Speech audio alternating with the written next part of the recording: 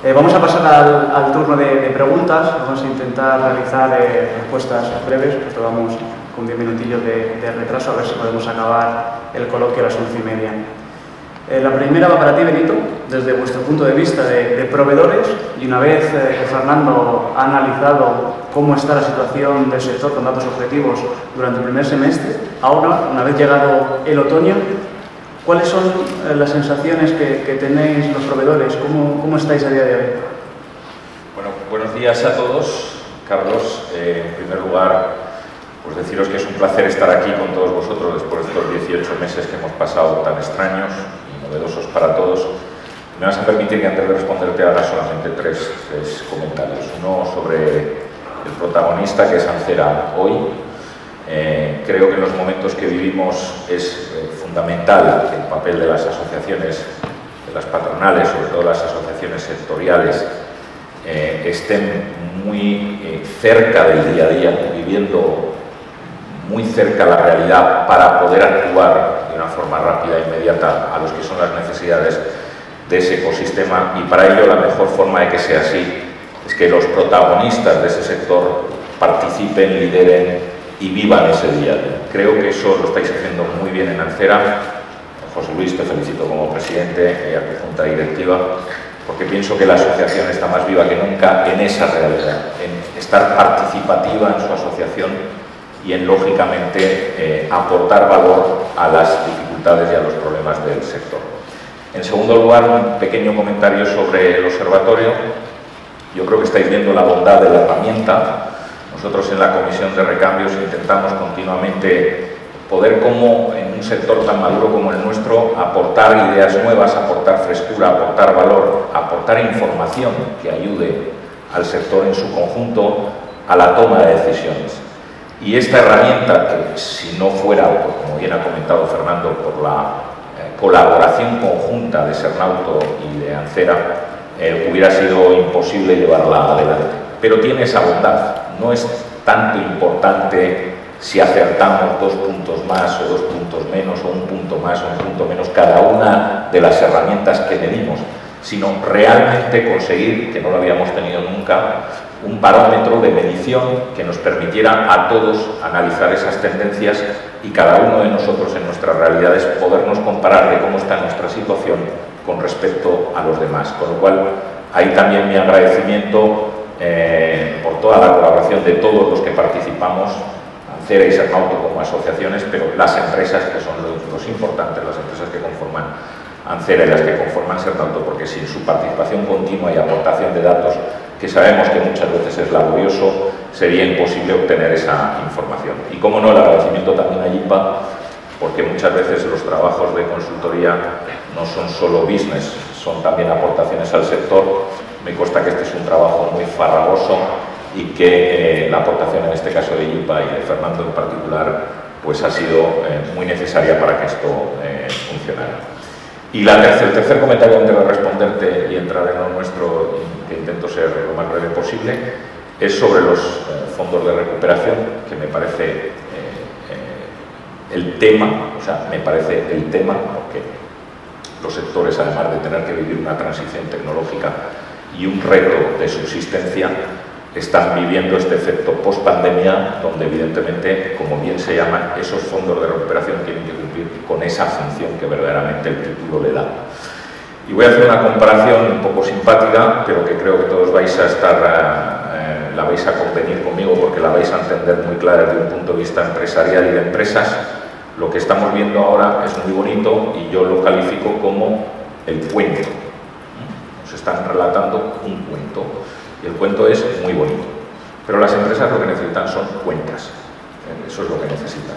Lo que necesitamos realmente es que un taller de reparación, en estos fondos de recuperación, en este reto de transición tecnológica, cuando tenga que renovar su equipamiento, cuando tenga que actualizar su taller, cuando tenga que trabajar la diagnosis, cuando tenga que trabajar la digitalización, pueda verdaderamente tener herramientas de acceso a ayudas. Que cuando un distribuidor de recambios esté en ese proceso de adaptación a los nuevos cambios de automatización de sus almacenes, de digitalización de sus operaciones, de mejora continua de sus operaciones, realmente pueda terminar accediendo a esas ayudas. y que cuando hablamos de los fabricantes, pues en el reto tan grande tecnológico que estamos viviendo, una transición tecnológica en un espacio corto de tiempo que no se ha dado nunca en la historia, tenga que acceder a la industria 4.0, tenga que acceder a toda una innovación constante de sus productos para al final tener esos vehículos híbridos, eléctricos, impulsados por nitrógeno, por cualquier otra propulsión de cero emisiones y de descarbonización, pueda verdaderamente acceder a esas ayudas. Y eso son las cuentas. Y las cuentas tienen que ser reales. Si al final los fondos de recuperación se quedan en un cuento muy bonito, en muchísimas ideas y muchísimos intereses, entre comillas, políticos, pues yo creo que habremos fracasado como sociedad. Entonces ahí las asociaciones, de nuevo, nos hemos cansado mucho de decir la importancia que tienen de poder defender y representar los intereses de un sector y de sus protagonistas en foros donde ellos no pueden defenderse. Y ese es el papel que nos toca una vez más. En este caso, CEGA tiene su protagonismo, Sermauto también, cada uno en el foro que le corresponde, a defender intensamente los intereses reales de las empresas para que transformemos el cuento en cuentas. No me enrollo más, voy al tema de la pregunta que me has dicho, pero me parecía importante no dejar pasar la oportunidad de estas tres reflexiones que considero que son importantes. Nosotros como sector en su conjunto yo creo que nos tenemos que sentir como privilegiados, porque efectivamente en marzo del año pasado se nos paró a todos el reloj, tuvimos que vivir una experiencia nueva para todos, sobrevenida, que ninguno de nosotros había podido calcular y que en ese momento cuando lo vivíamos, y yo recuerdo la cantidad de multiconferencias y llamadas de teléfonos que tuvimos entre todos nosotros, lo primero que teníamos era una gran incertidumbre, no sabíamos cuáles iban a ser las consecuencias y cuál iba a ser el efecto, lo que vivíamos el presente, y el presente era que nuestras ilusiones, nuestros anhelos, nuestros sueños se habían quedado todos truncados por este maldito COVID.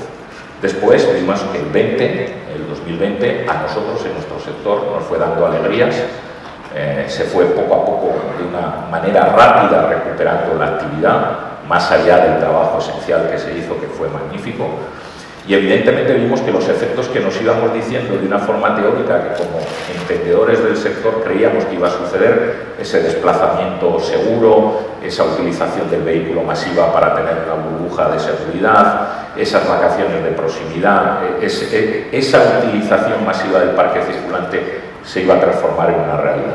Y es lo que ha sucedido. Afortunadamente el 20 y el 21 yo creo que son los años que el parque circulante se ha utilizado más que nunca en la historia. No solamente en porcentaje de uso, sino que también en media de kilómetros. Y eso ha tenido unas consecuencias, lógicamente, en nuestro sector y en su conjunto. Los talleres de reparación han estado funcionando muy bien, la distribución ha funcionado también de maravilla y los fabricantes hemos intentado, pues como todos, sortear las dificultades sobrevenidas para que esta cadena de engranaje siguiera funcionando. Y ese es el resumen que reflejan los datos que hemos visto de Fernando. O sea, al final, lo que yo estoy diciendo en palabras es lo que Fernando ha transmitido en números. Si lo contextualizamos al entorno general, la verdad es que nos tenemos que sentir privilegiados, porque pocos sectores, después del efecto pandemia, han tenido, vamos a decir, rebote positivo. Por supuesto que luego hay problemas, que hablaremos más adelante, y lo dejo. Muchas gracias, Benito. Comparto contigo tus tres reflexiones. Muchas gracias por ofrecernos el punto de vista, ¿no?, de los proveedores, y en efecto yo creo que hemos sido un sector privilegiados, incluso dentro de la misma automoción. No se ha comportado igual la postventa, ¿no?, que la venta de vehículos. En ese sentido, ahora paso a ti, José Luis. Similar, el punto de vista de la distribución, una vez llegado el otoño, ¿qué sensaciones tenemos? ¿Cómo estamos? Sí, bueno, yo voy a hacer un poco como Benito, voy a hacer dos reflexiones iniciales antes de contestarte, intentaré ser más escueto, pero lo primero que es que estoy encantado de estar aquí en un congreso donde tenemos 250 inscripciones y el 41% son recampistas. Es decir, la asociación trabaja por y para sus recampistas, ¿vale? y poco a poco tenemos que ser más y haceros más nuestra asociación. Y digo esto para poner un poquito en valor todo lo que sucedió el año pasado, porque a mí, en vez de ponerlo en datos, porque los datos hablan por sí mismos y son, como dicen los ingleses, self-explanatory, a mí me gusta ponerlo en contextos más de la importancia de la asociación. Probablemente en el 2020 nos dimos cuenta de que tener una asociación fuerte, tener una asociación influyente, tener una asociación con capacidad de dar respuesta inmediata a las demandas que necesitan nuestros asociados, nos da unas garantías de ser y de tener detrás un respaldo importante. Y esto es lo que puso en valor el año pasado el COVID. Lo digo y hablo desde el punto de vista de Ancera, pero no me equivoco si hablo también desde el punto de vista de Sernauto y de las asociaciones de talleres. Por lo tanto, sí que me gustaría decir, bueno, pues nos ha puesto en valor y creo que es importante. Y después de ir un poco con la pregunta que me haces, Carlos, ¿cómo ves el otoño? Bueno, pues el otoño lo tenemos ya aquí. Para mí lo importante es decir que nosotros como sector, a mí me gusta decir dos cosas. Lo primero, que somos un sector un poquito como los agricultores, que somos muy llorones. Somos muy fuertes, somos muy resilientes, nos adaptamos, pero somos muy llorones, porque hace sol y nos quejamos y llueve y nos quejamos, ¿vale? Y los datos ahí están. A mí me gusta decir que somos, como hablan en bolsa, somos un sector refugio.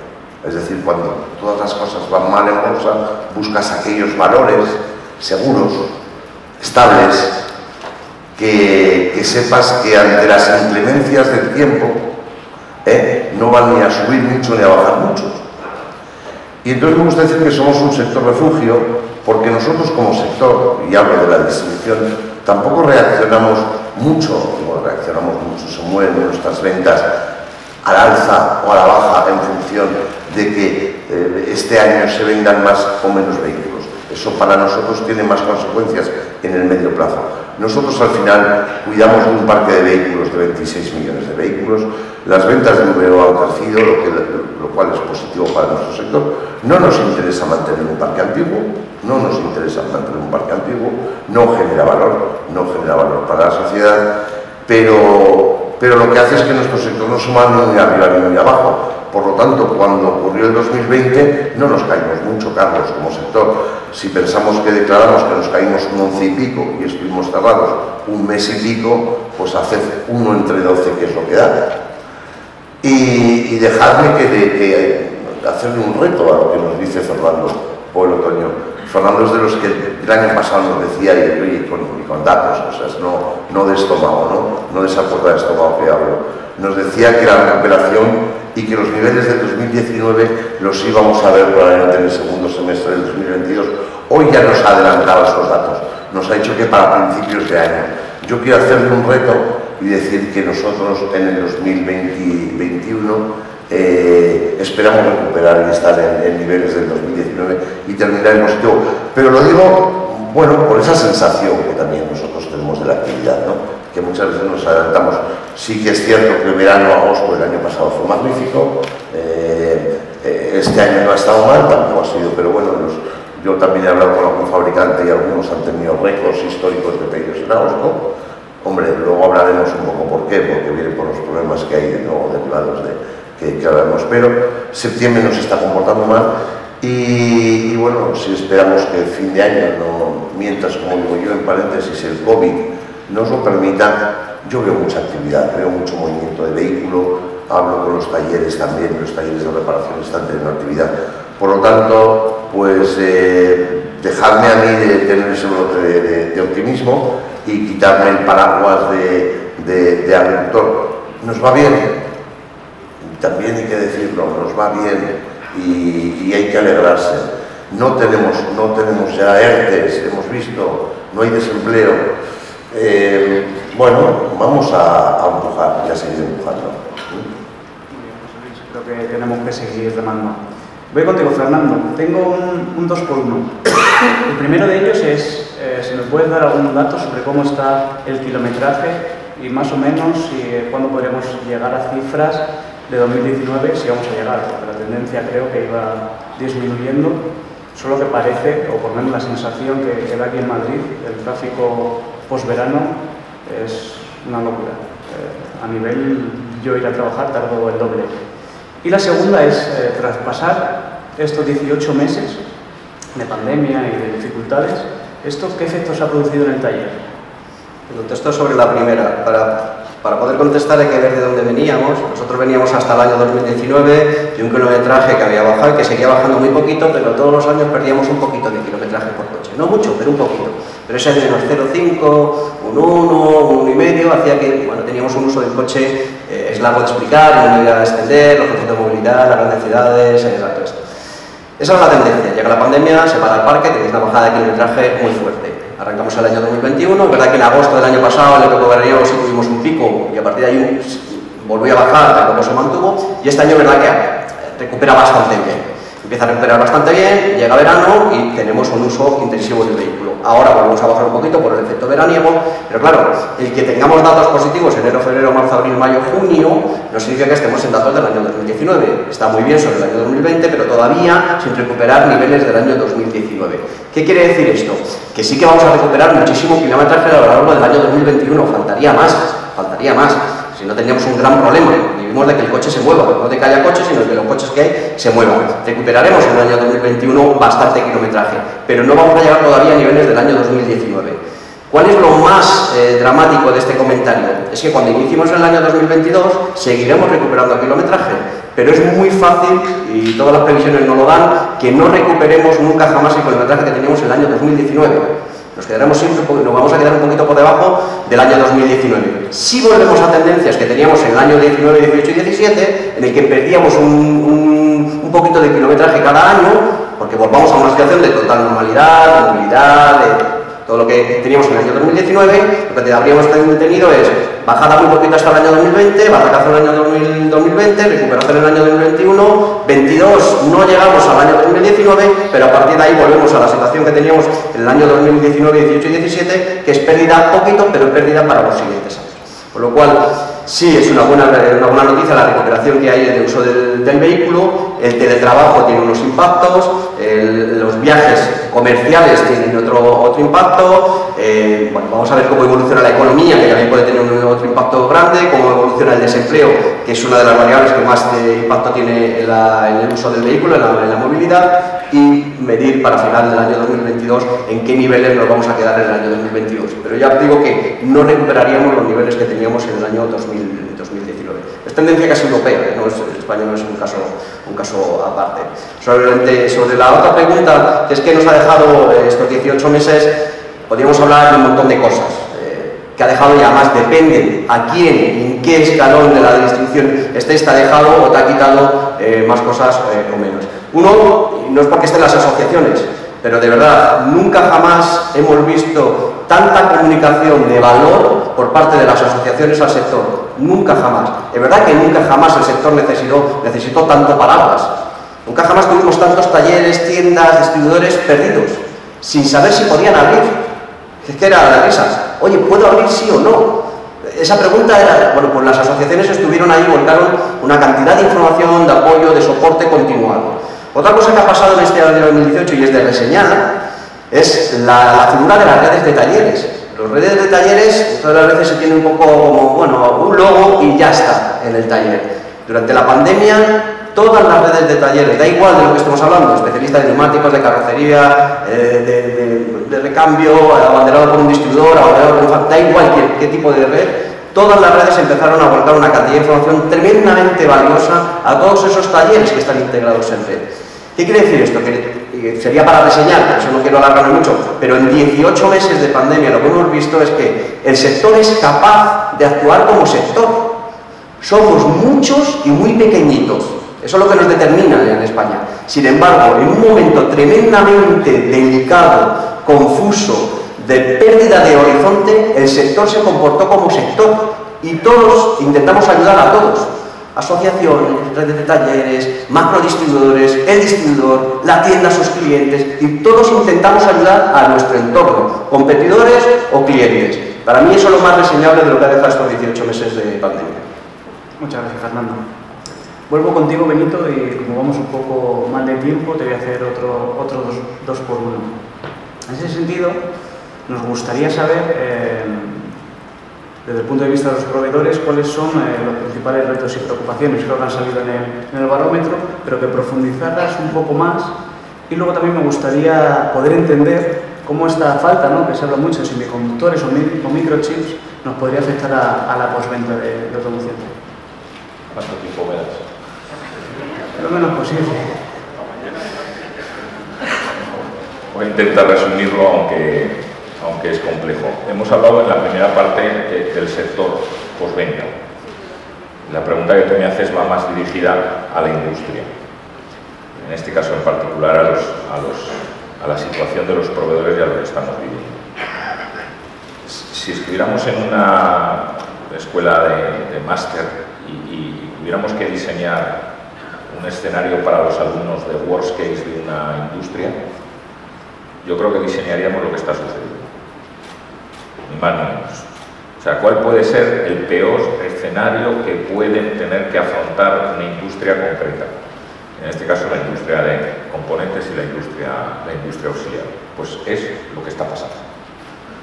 El 2021 con respecto al 2020, el 2020 para nosotros desde el punto de vista industrial, con todas las dificultades que hubo, fue una balsa de aceite. El 2021 es la tormenta perfecta. Y ahora voy a explicarlo para que todos lo entendamos. Tú de repente te encuentras en una situación donde se producen unas turbulencias geopolíticas mundiales y las reglas del juego cambian por completo. Entonces, de la noche a la mañana, empiezas a ver que las materias primas de una forma especulativa empiezan a dispararse, a incrementarse continuamente, de una forma alocada y sin margen de negociación. Es decir, los precios como una especie de subasta de mercado son take it or leave it, y si quieres producir en tus fundiciones o en tus centros de elaboración de materias primas para los procesos productivos, tienes que pagar esos precios, de la noche a la mañana. Además de eso, como bien habéis ido viendo durante todos estos meses y tiempo que hemos pasado, por distintas razones el flujo logístico entre Asia y Europa se colapsa. Vamos a hablar del canal de Suez, vamos a hablar de los distintos problemas de los puertos, vamos a hablar de los problemas de COVID y de paralización de expediciones, colapso de la logística de Asia con Europa. Además de eso, los flujos logísticos en cuanto a costes, información que habéis oído hasta la saciedad, suben de unos $2.000 un contenedor de 20 pies hasta aproximadamente $10.000, $12.000 que se están pagando en estos momentos. Y eso no te garantiza que lo vas a recibir en tiempo y forma adecuada. Además, y los tengo aquí anotados porque no lo sé de memoria, los impactos en concretas materias de incrementos de precios son el acero 66%, el cobre 32%, el aluminio 28%, el plomo 12%, zinc, níquel, etcétera, etcétera, etcétera, etcétera. Y por si era poco, en ese contexto y en ese escenario, resulta que sobreviene, como tú bien has dicho, una variable que son los semiconductores, sobreviene durante el año y empiezas a ver que tus capacidades productivas se pueden recortar, que no sabemos todavía el fondo que va a tener, pero se está estimando que puede haber recortes entre el 30 y el 40%. 30-40% de recortes productivos. Nuestros negocios, históricamente, siempre han sido negocios de capital intensivo. Nosotros necesitamos invertir muchísimo capital para tener los mejores medios productivos, la mejor tecnología, para conseguir ese precio competitivo que nos exige el mercado. Y todo eso está basado en el volumen. La recuperación de esas amortizaciones de ese capital intensivo de inversiones, la búsqueda de ese coste competitivo a través del volumen, pasa por cumplir esas máximas de valor de producción y de cantidad de producción. Si eso se recorta, todos los números cambian. Si a eso le sumas los impactos negativos que os he dicho anteriormente y que además tienes que pagar en el momento, si quieres seguir suministrando a tu cadena de suministro, a tu cadena de valor, tienes la tormenta perfecta. Yo llevo 30 años en este sector y os puedo garantizar que no he visto una cosa igual jamás en mi vida. O sea, en el mismo tiempo, en el mismo momento y en un espacio tan corto de tiempo y sin previsiones previas, no lo he vivido nunca. ¿Esto qué quiere decir? Pues mira, yo no sé, sinceramente, si tuviéramos que hacer una autocrítica, no sé si lo estamos haciendo bien o lo estamos haciendo mal. Lo que os puedo garantizar es que lo estamos haciendo lo mejor que podemos en este contexto. Lo mejor que podemos. Y lo mejor que podemos significa intentar, por un lado, amortiguar una parte importante de estos impactos negativos sin trasladarlos con la inmediatez que nosotros tenemos que asumirlos, pero al mismo tiempo también sostener pues, nuestro equilibrio, nuestra existencia y nuestra garantía de futuro, porque nosotros en este contexto tenemos el siguiente reto de que debido a la transición tecnológica que estamos viviendo no podemos dejar de invertir. Tenemos que seguir invirtiendo. Tenemos que seguir invirtiendo en innovación, tenemos que seguir invirtiendo en nuevas tecnologías de fabricación, en nuevas producciones, en nuevas maquinarias, etcétera, etcétera, etcétera. Con lo cual realmente es un juego, creerme, de malabarismo. Yo, sinceramente, os va a parecer un comentario de parte, pero no lo es. Os puedo garantizar que es desde una reflexión de honestidad intelectual. Poco estáis sufriendo la repercusión real de lo que está pasando en la parte industrial en el sector de la postventa. O sea, estáis recibiendo unos golpes de forma gradual, pero que no reciben o no reflejan la realidad de lo que la industria está recibiendo como impacto. Y me gustaría extenderme más, pero sí que vamos mal con el tiempo y voy a pasar también a los semiconductores que es importante entender. Pandemia, nos vamos a situar, confinamientos prácticamente en toda Europa y en todo el mundo, incremento a través de ese confinamiento de las compras masivas de electrodoméstico, entretenimiento doméstico y material de tecnología, como pueden ser los teléfonos, laptops, tablets, etcétera, etcétera, a los cuales se suma a posteriori de ese confinamiento una formación online de todos los alumnos, como bien vosotros sabéis, de todos los chicos y chicas que forman nuestros hogares, a los cuales hay que actualizarles de ese tipo de herramientas para que puedan asistir a esa formación online. Lo que lleva a un consumo masivo de ese sector y de esas empresas líderes de fabricación de esos productos al consumo de semiconductores. Semiconductores que además tienen una calidad superior a la que usa la industria de automoción y consecuentemente un precio más alto que el que paga la industria de automoción. Si a eso le ponemos, si a esa combinación de factores le ponemos que el mundo de semiconductores está dominado por principalmente 4 empresas: Intel, Samsung, TSMC, Taiwan Semiconductor Manufacturing Company, y UMC, las dos en Taiwán, TSMC y UMC en Taiwán. Intel fabricando en Corea del Sur, en Malasia y en Vietnam, y Samsung fabricando en Corea del Sur. Le ponemos también la tormenta perfecta, o sea, estamos poniendo un embudo en 4 empresas monstruo con un 70%, 75% del volumen de fabricación de esos semiconductores en Asia, que a su vez tiene el embudo logístico que os he explicado anteriormente. O sea, tenemos los 2 factores más negativos posibles: falta de capacidad productiva y encima una fabricación ubicada en unos países donde hay un embudo logístico. Se rompe la cadena de suministro, que es lo que está pasando. Estamos viendo el pico del iceberg, o sea, estamos probablemente en el comienzo del problema. Yo creo que en esta semana en concreto no existe planta española de producción de vehículos que no se haya visto afectada con recortes de producción. Y van a seguir viniendo.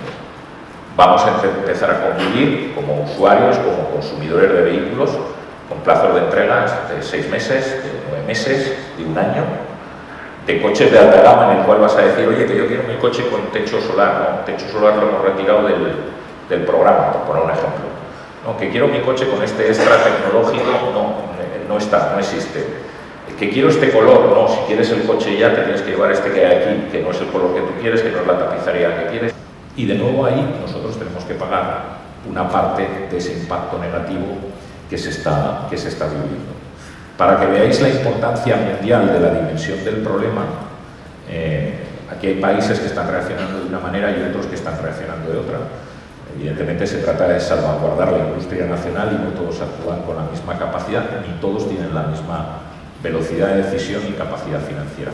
Estados Unidos, en este caso su presidente Biden, ha considerado este problema como un problema de seguridad nacional y acaba de destinar 50 billones de dólares para salvaguardar la industria americana y el suministro de componentes, en este caso de semiconductores, que además no son solo de automoción, son de la industria armamentística, afecta a todo lo que es tecnología. En Europa, por daros un ejemplo, pues de lo que yo sé, estamos ahora, bueno, pues eso, empezando a hablar, ¿no? Y hay un problema, tenemos que hacer un programa europeo, tenemos que... Bueno, pues yo creo, y esto es una opinión personal, que estamos pagando un precio, el precio de los últimos 15 años sin una política industrial europea, quizás basándonos en una estrategia de corto plazo, que son esos costes globalizados y esas producciones en países low cost, independientemente de donde estén ubicados, y ahora estamos pagando el precio de lo que esto va a costar. Entonces, desgraciadamente, creo que es la primera vez que la industria de automoción se enfrenta a un problema donde la solución no está en sus manos. Porque además, por las características que os he contado de esta cadena de suministro, de poca oferta y de pocas empresas, el peso de los clientes a la hora de poder imponer una voluntad a los proveedores, pues os podéis dar cuenta de que no está en las manos de la automoción, no existe.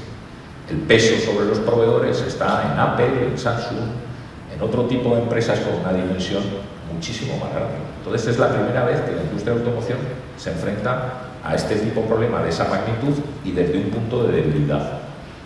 Que evidentemente cada uno de ellos irán solucionando el problema de forma distinta, seguro. Que a distintas marcas le va a afectar de forma distinta, seguro.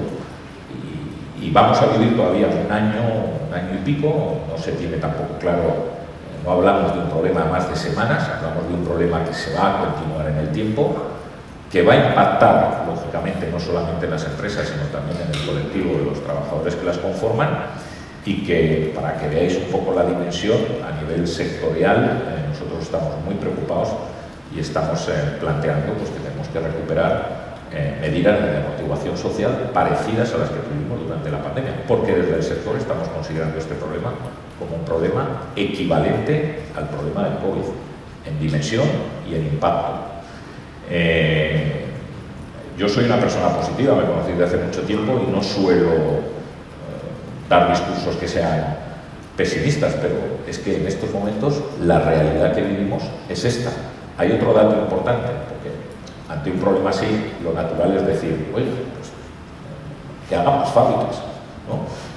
Y este dato también hay que tenerlo en cuenta. Una fábrica de semiconductores, para ser competitiva, necesita una inversión de alrededor de 15 billones de dólares mínimo. El fabricante de esa tecnología, en ese caso se inclina la ventaja positiva hacia Europa.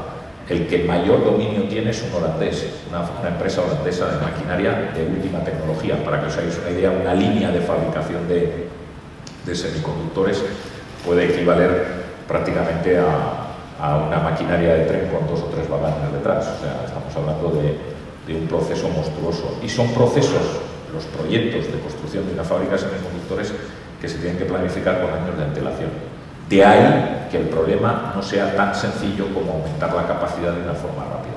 Entonces, estamos claramente hasta en un embudo de difícil solución.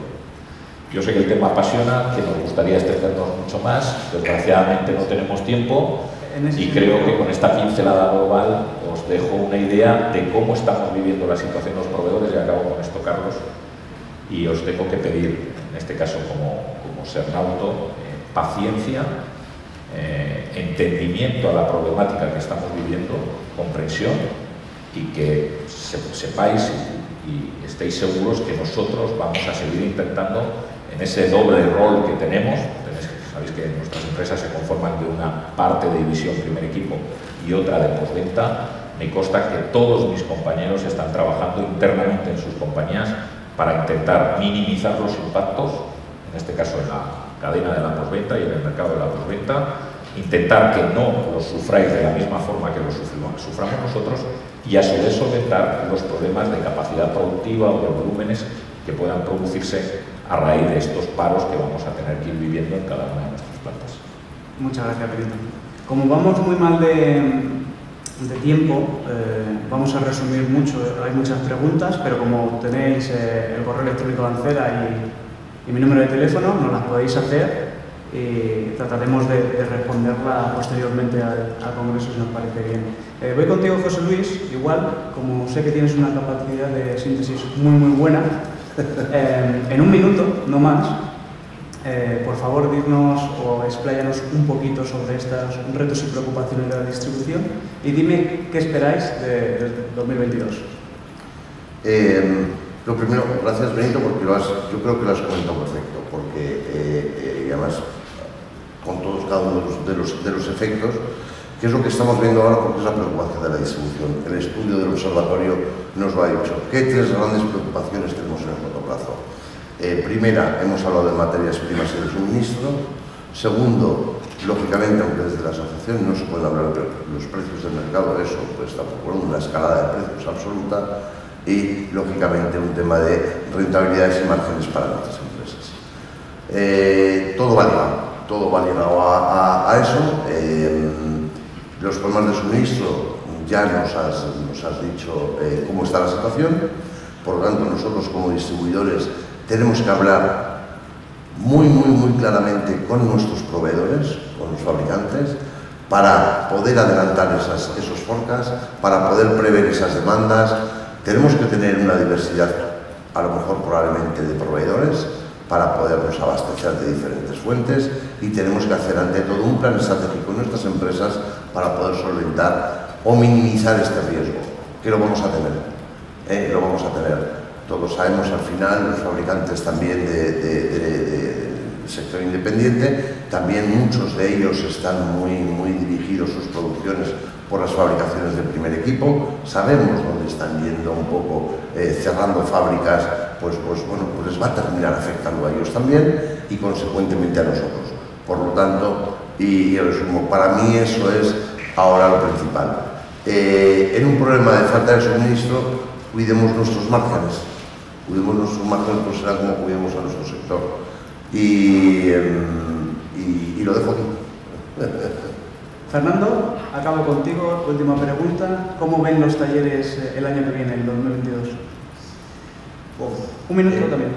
Y te lo digo en menos. Lo ven con bastante preocupación por lo que están viviendo hoy. Hay parte de los talleres que empiezan a bascular de proveedor. No porque quieran ser infieles, sino porque tienen una necesidad y una demanda de pieza y no la encuentran en su proveedor habitual. Tener en mente que un taller tiene de media 6,4 cuentas abiertas. Es decir, tiene abierta, cuando está trabajando con 6,4 distribuidores diferentes. Es verdad que el 80% del volumen lo hace con uno y cuando hay una marca o que no tienen, buscan otro. Pero hoy se estamos viendo muchos más talleres buscando alternativas fuera de esos distribuidores habituales. No por placer, simplemente por necesidad, debido a lo que ha comentado Benito y José Luis. Y eso me lleva a hablar, me salgo un poco de tu pregunta, pero enlazada, me lleva a hablar de vosotros y de cuidado, os lo he dicho muy bien, los márgenes. ¿Qué estamos viendo? Un cambio en la tendencia a comprar mucho más en plaza, para dar suministro y que ese taller tenga esa pieza que necesita en ese momento. Esa compra en plaza afecta a los descuentos, a los niveles de precio que estáis pagando, pero también a la logística. Es decir, hay mucha más furgoneta moviéndose para poder suministrar. Antes se salía del stock y se llevaba al taller, ahora sale, se va a una tienda, se trae, y se lleva. Eso tiene por detrás costes logísticos, que hay que tener bien contabilizados, bien reflejados, para no afectar a la rentabilidad, como bien ha dicho José Luis. Y cierro este minuto, incertidumbre. Lo que tienen los talleres es incertidumbre. Porque va a golpes, termino, va a golpes. La postventa hoy está un mes muy bien, joder, esto parece, y al mes siguiente otra de bajón. Y va un poco a oleadas, están un poquito desconcertados. Como estamos todos.